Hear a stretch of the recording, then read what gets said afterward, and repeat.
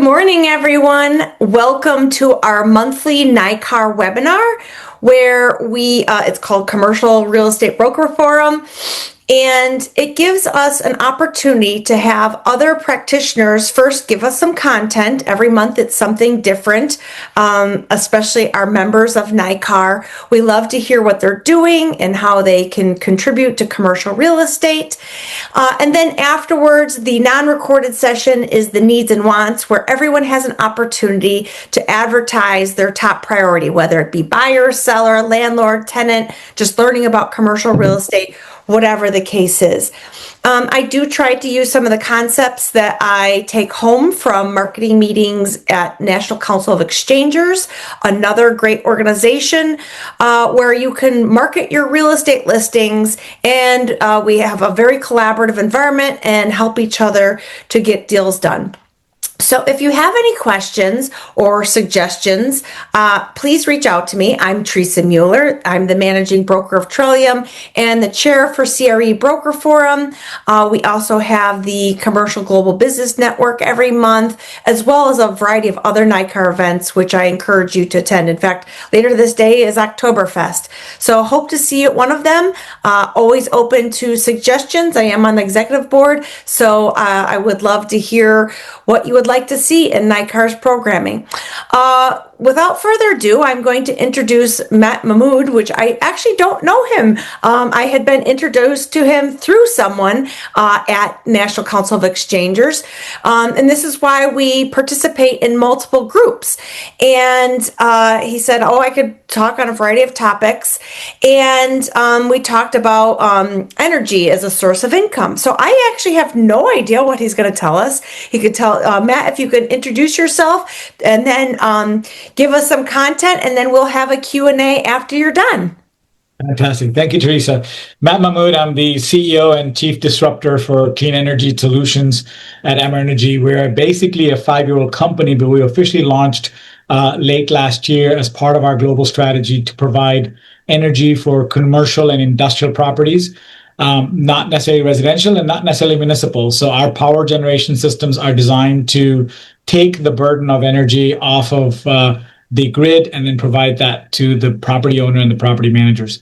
Ultimately, my background, I'm an investment banker, I'm an engineer, I'm a financier, I'm an investor. So I have a few other interesting accolades that I could probably share with you on another day. But fundamentally, energy is really where the focus is. And have you heard the news about data centers and all the different areas where power demand is going to surge, as well as deregulation under the new administration to provide utilities the ability to charge whatever they feel is comfortable, has been part of the motivation why I've decided to launch the company late last year.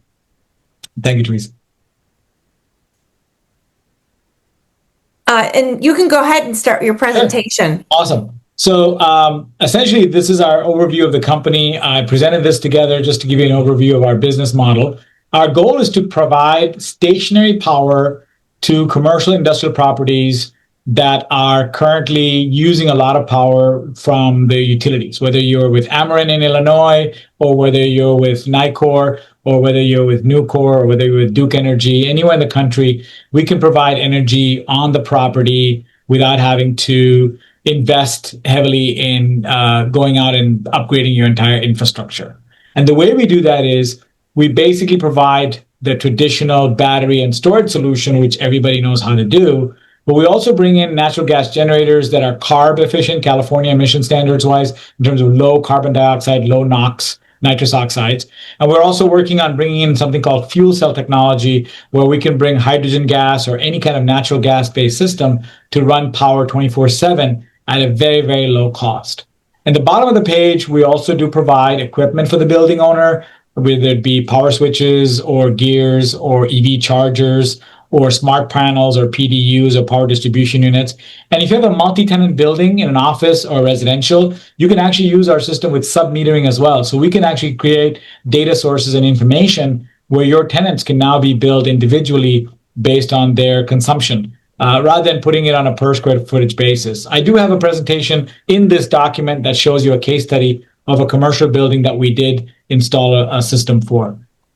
So how do you do this? Well, if you were to do it on your own, you'd have to first design the system yourself. which could take a lot of things from hardware and engineering. Then you got to look at all the different componentry that need to communicate with each other. Then you got to look at all the different things like permitting and applications and financing and tax credits and incentives on interconnection and utility contracts. So all this process could take anywhere between 3 months to 6 months to 9 months, depending on how many buildings are involved and how many property assets are involved in this case. So we've done is we've streamlined it. We can configure, build, install, test and certify them for the utility and the city permits, and then manage it for you as well remotely with our technologies integrated. And we take care of everything from the top page with the off-takers. Off-takers are lenders, investors, utility companies, anybody that's going to be connected to this entire engagement with the property owner. We'll take care of all the paperwork for that. We also work with the contractors, the electrical, the structural, the mechanical, even if we need to work with the installers themselves, we do all of that engagement for you. And that means really looking at how complex and how old the building is and what kind of requirements the building may have different, because every property is not the same, and sometimes it's a little bit of a difference there. We are the equipment OEM. We're the manufacturers of the equipment. We sell the equipment as a turnkey solution. I'll talk a little bit about that. We also work with service providers, everybody that's involved from maintenance, warranty, service, replacement, anything to do with checking in on the system and doing the serviceability requirements.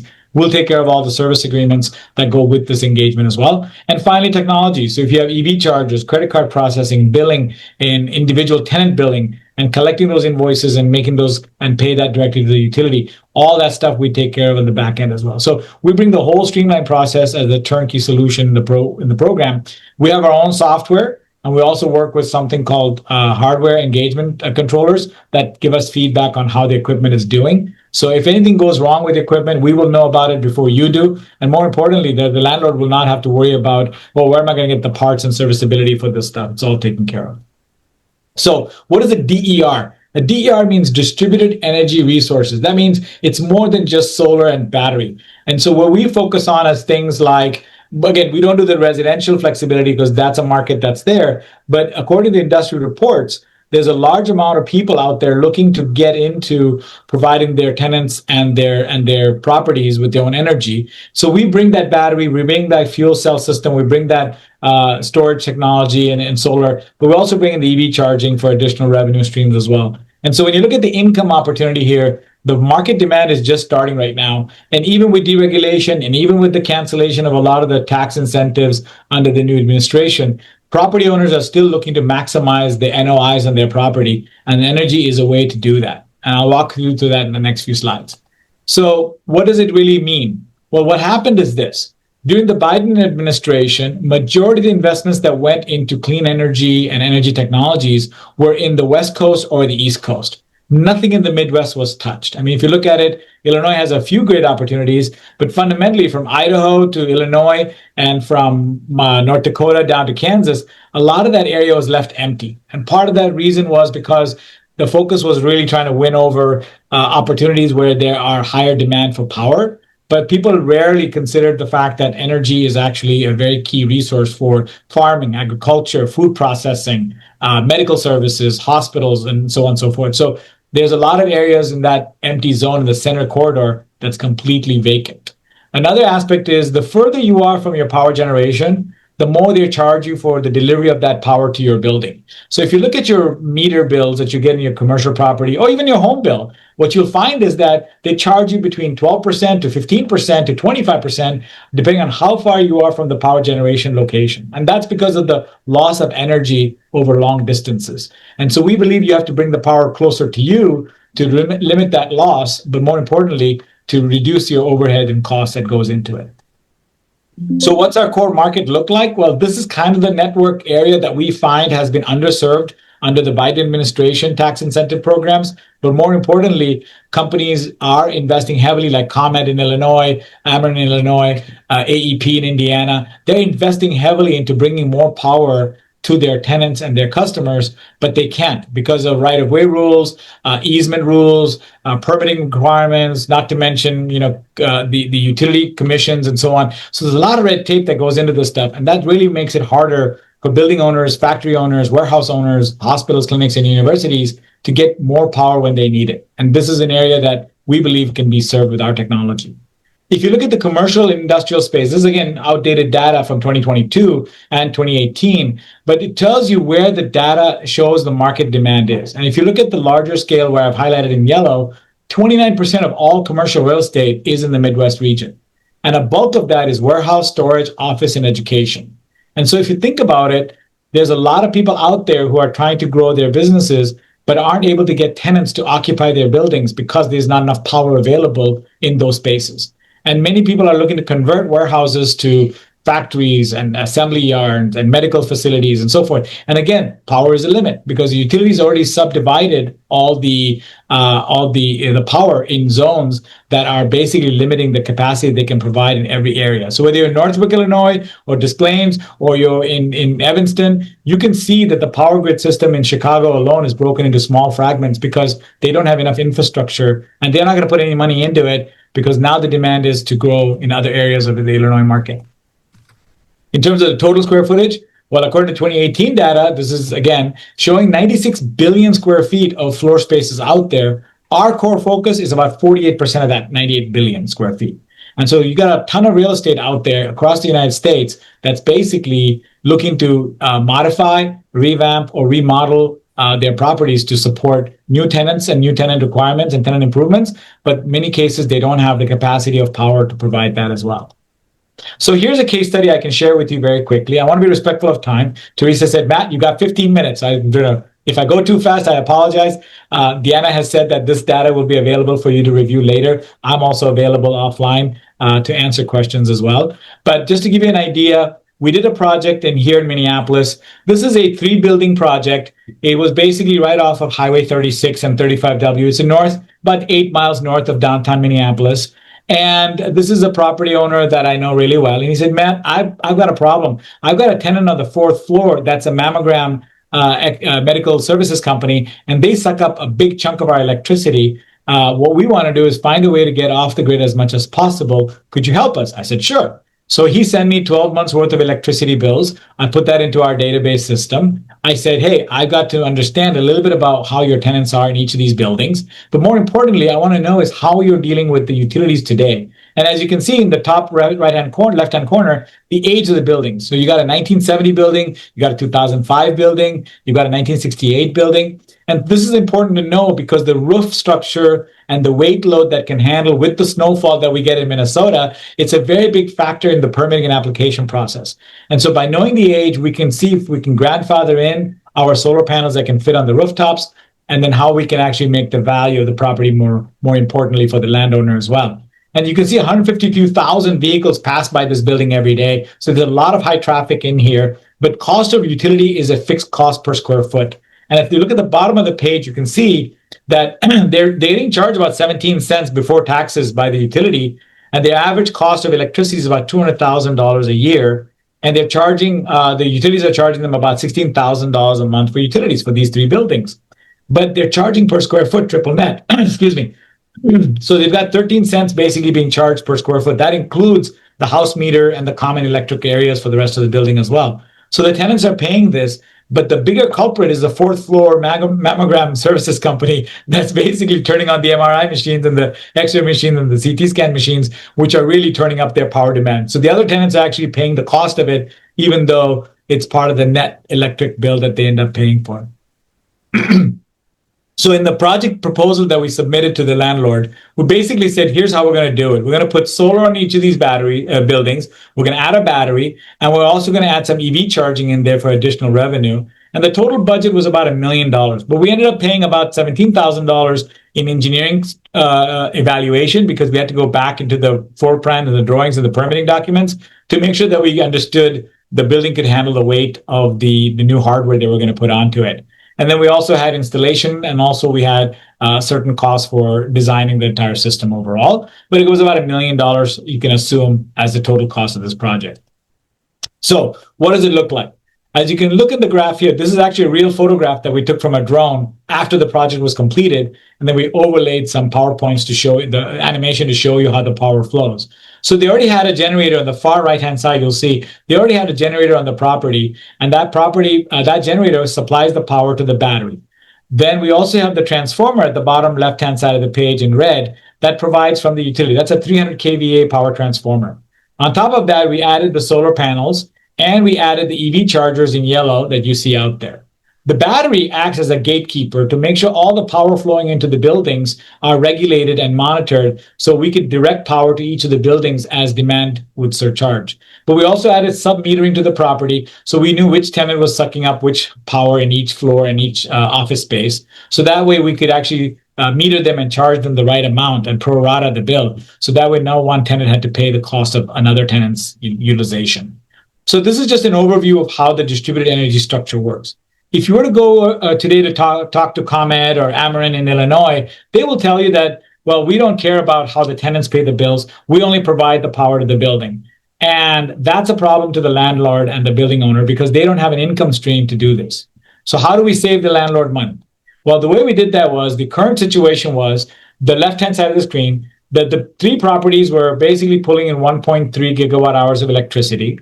And we basically added solar and battery, which eliminated 50% of their cost right off the bat. So we don't have to pay the utility that solar, the yellow half semi section there. We don't have to pay that. We do still have to pay the blue, the green, and the brown. And now we've added the EV charger. And we said, let's assume we didn't have to pull power from the solar system or the battery. What would that requirement be?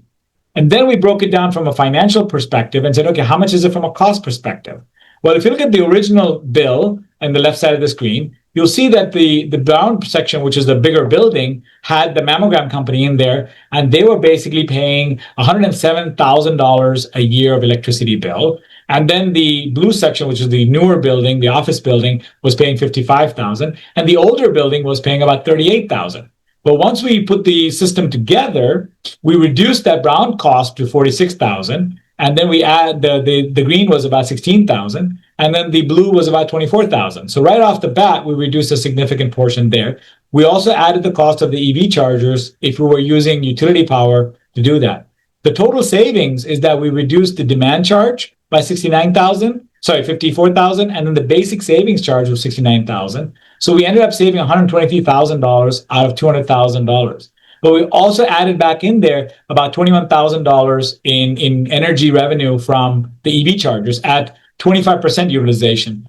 Again, depending on where your property is located, we can forecast for you based on Google Maps and Google data what you can anticipate for revenue from EV charging in a commercial building, whether it's underground parking or outdoor parking.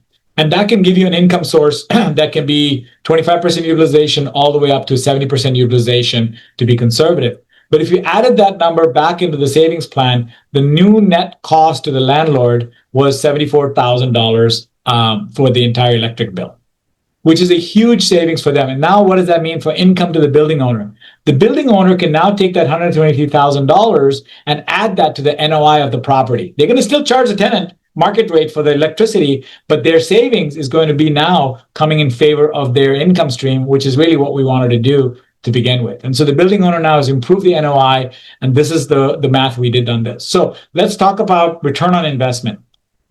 So if they were to buy this and pay cash, no financing, no nothing, they would take about 4 years to get their principal investment back after they receive the depreciation, the 179D, and the bonus depreciation under the new OBBA Act, right? So if you follow the traditional investment policies, even with state line depreciation, they would recover their money in about 4 years. And then after that, they would incrementally increase revenue. So cumulative revenue over the 24 period that the system would be active, they would increase their NOI by $3.8 million.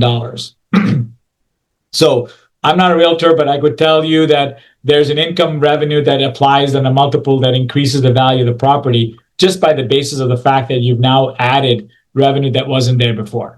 Right? Now, again, this is after depreciation, after taking all the bonuses and the 179D.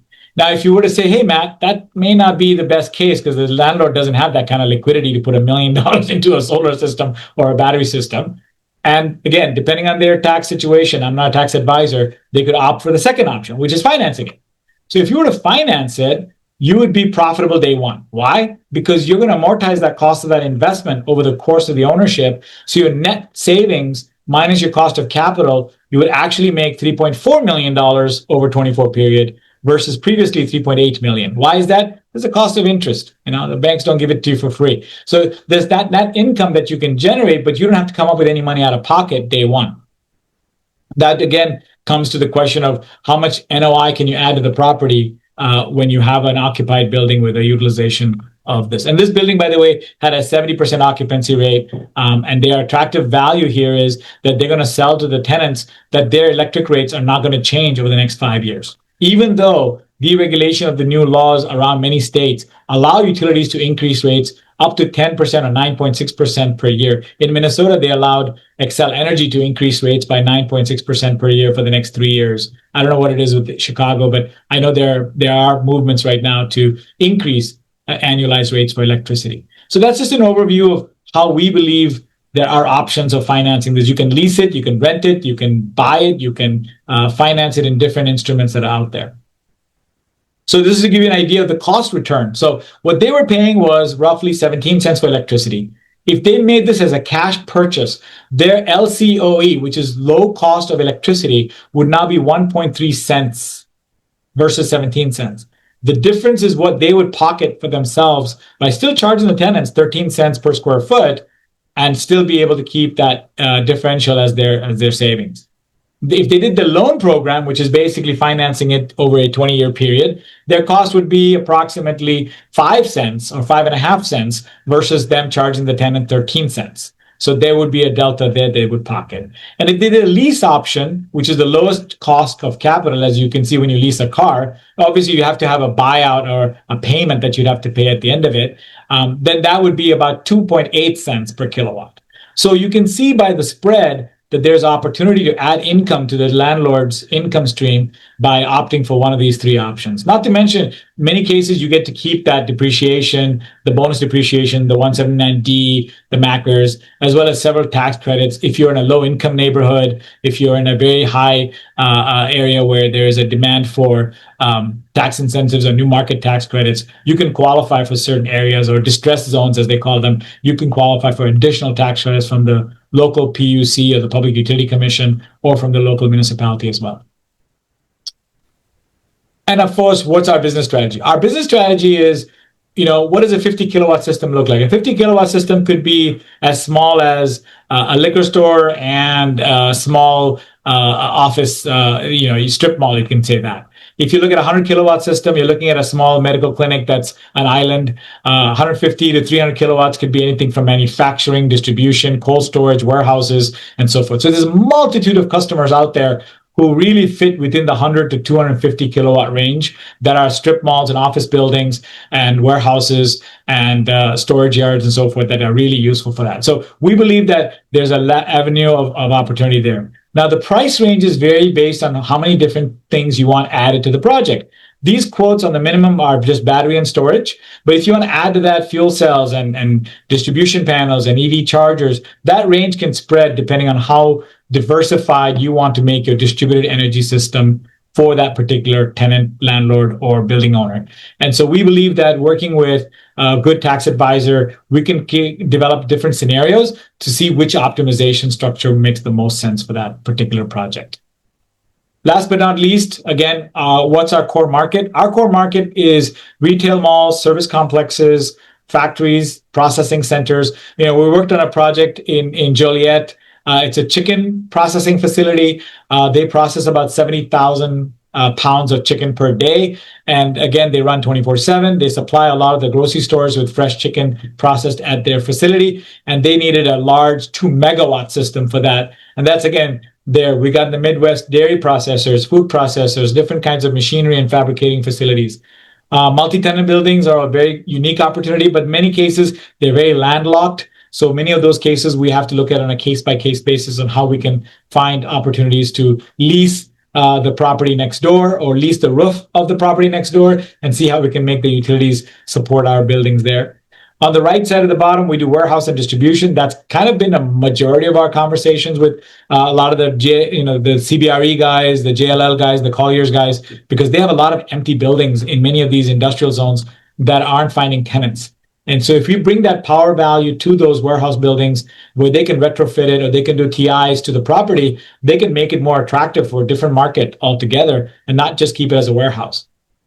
hospitals and clinics, a lot of them are basically working at a razor's edge margin. And many of these hospital and clinics are looking for ways to reduce their overhead costs because they run 24/7, that they're looking to save energy as much as possible. But converting to LED and managing air conditioning system may not be the optimal solution. The idea is to obviously find better technology out there to do that. And then finally, EV charging as a standalone unit. Many of the national highways, gas stations, a lot of utility complexes that are out there are far from a grid system or a substation. We could actually put an entire standalone system running on natural gas, LNG, CNG, any type of propane or butane type of operation as well to make it easy. So distributed energy means having the ability to have a full solution that's ready to come to the job site. We ship everything in containers.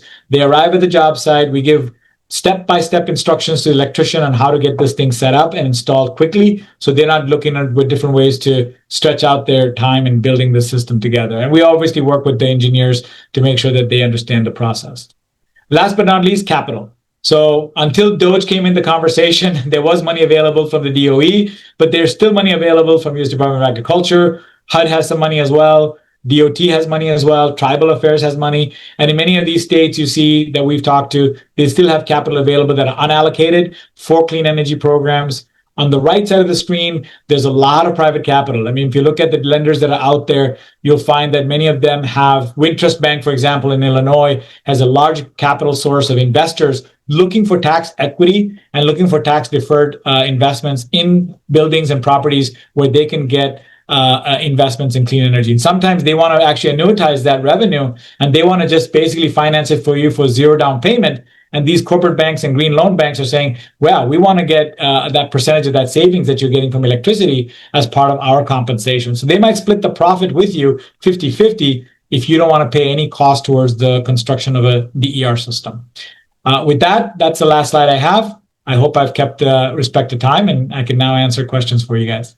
Great. Thank you very much, Matt. And thank you, Nikki, for inviting him. I do have a few questions, but if anyone else has questions, go ahead and use the raise hand, and I will call on you in the order that I see it on my screen. I had a few different questions. I actually just want to go to some basic math here. And by the way, these slides will be available. He did send us the slides. And so when we have this recording on the NICAR page as well as our YouTube page, we accompany that with the slides that you can go back and review all his metrics.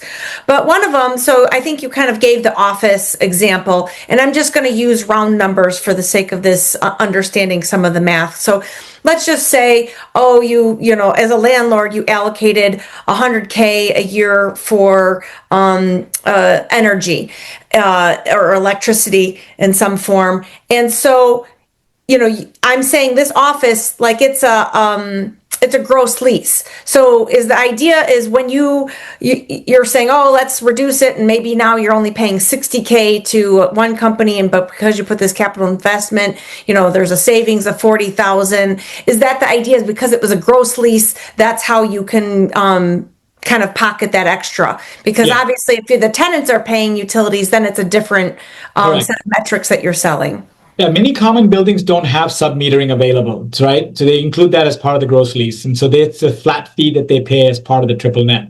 So in many cases, you can see the landlord can now pocket that difference for themselves and basically add that to their NOI on the property. Yes. In some cases, we have seen multiple industrial parks where many landlords that own different properties are creating a co-op almost, and they create a separate LLC as an entity that only manages the electricity for these 3 or 4 buildings in the industrial park. And so what they've done is they said, hey, what we want to do is we want Matt to put all the systems together, and let's all share that power together and pay our pro rata share of the electricity consumption. And that way we get to keep the difference as a collective group in a group of properties that are circled around a neighborhood or a certain industrial park.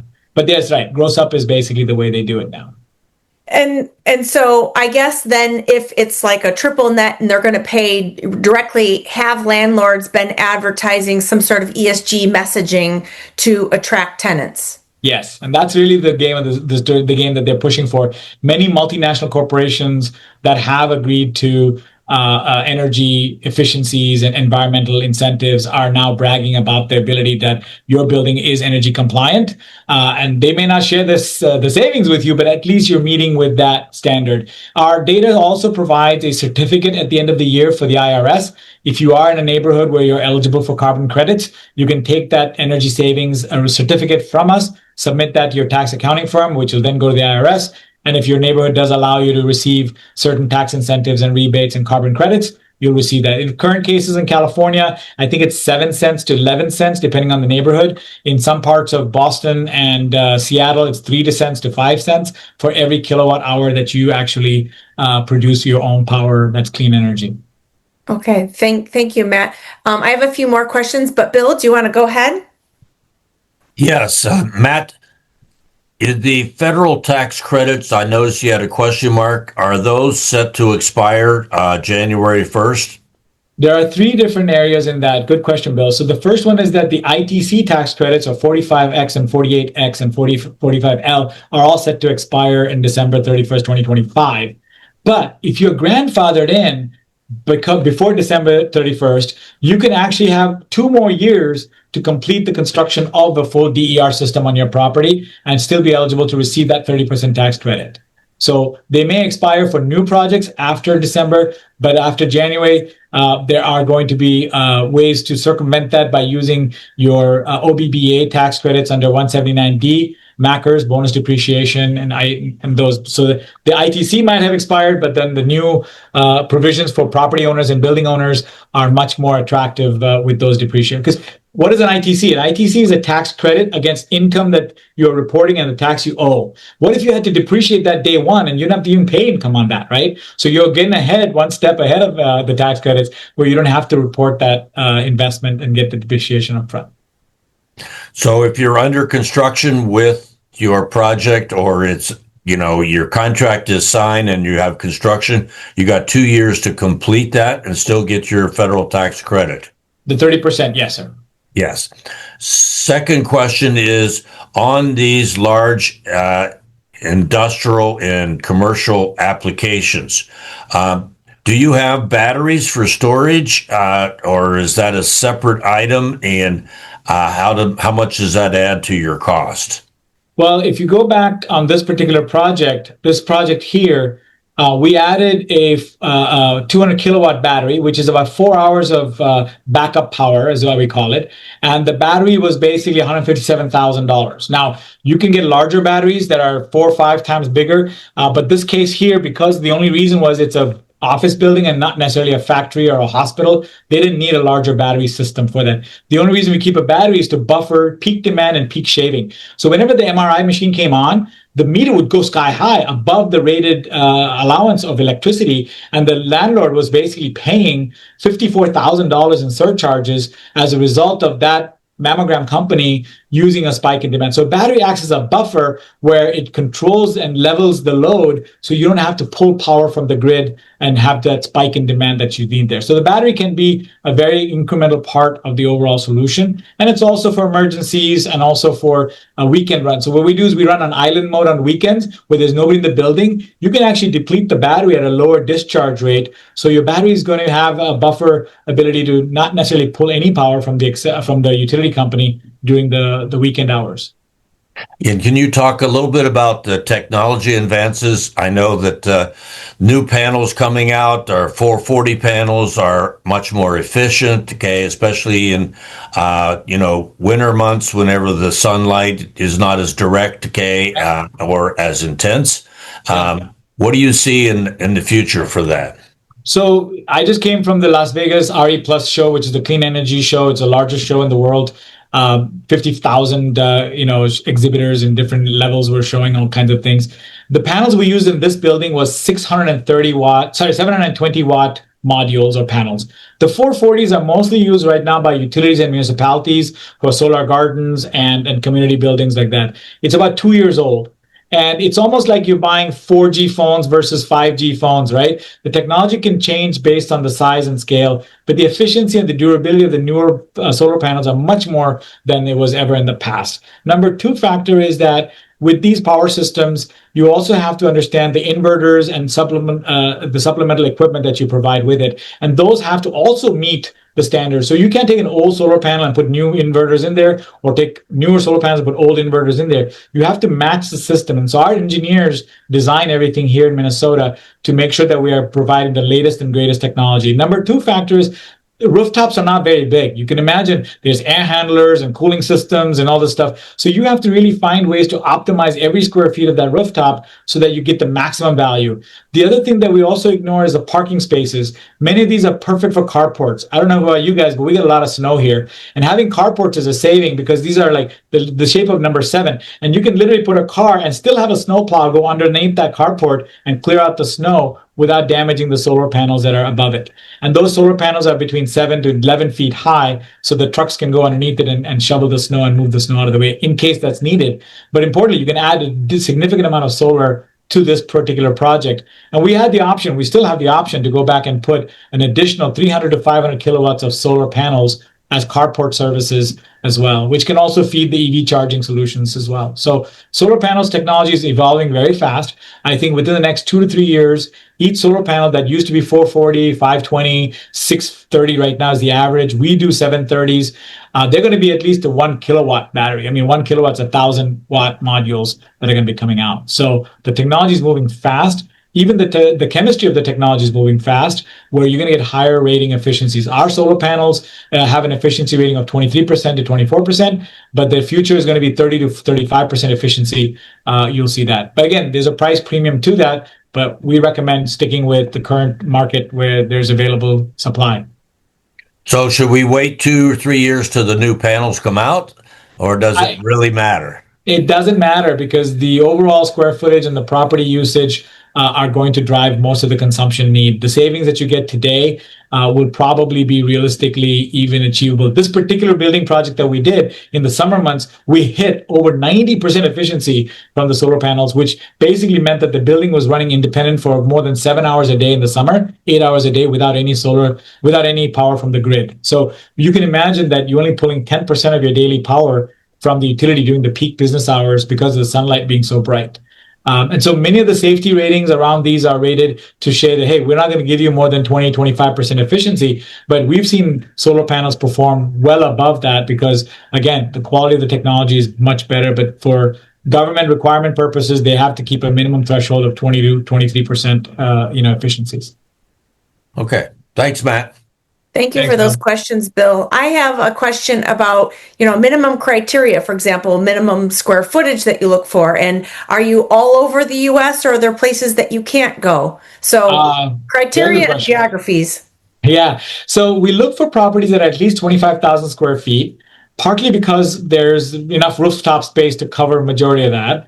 But the size of the systems are preferably around 50 kilowatts, which is usually the size of a small strip mall, if you want to call it that, right? A restaurant or something like that. But the idea is that if you have 25,000 square feet of rooftop space, we can fit about 50 kilowatts worth of system easily on those buildings.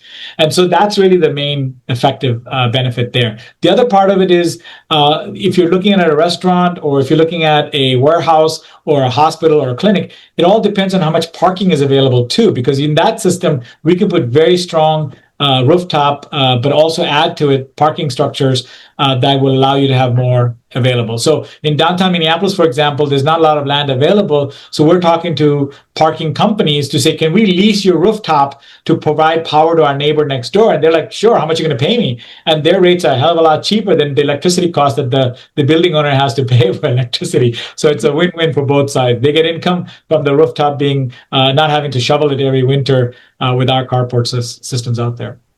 Okay. And does this kind of energy support data centers? Not necessarily. We're not looking at that market. We do have technology for that. The only problem with data centers is that data centers are 24/7 operations. So for those cases, we do provide gen sets or generators running on natural gas, but the size of those systems aren't very small. They're much, much bigger. We've been approached by cryptocurrency mining companies. We've been approached by large data warehouses, not data centers, but warehouses. And then, of course, now with AI and everything coming, everybody's looking at a decentralized power grid system for those buildings. And unfortunately, you've seen Facebook and Google and Microsoft all investing billions of dollars in nuclear and other things coming out. So our interest is look at your portfolio of tenants and building owners and say which of these buildings are probably in a high energy cost zone, and then find ways to do that. We typically say that our goal is to get power costs down by 60% to 70%.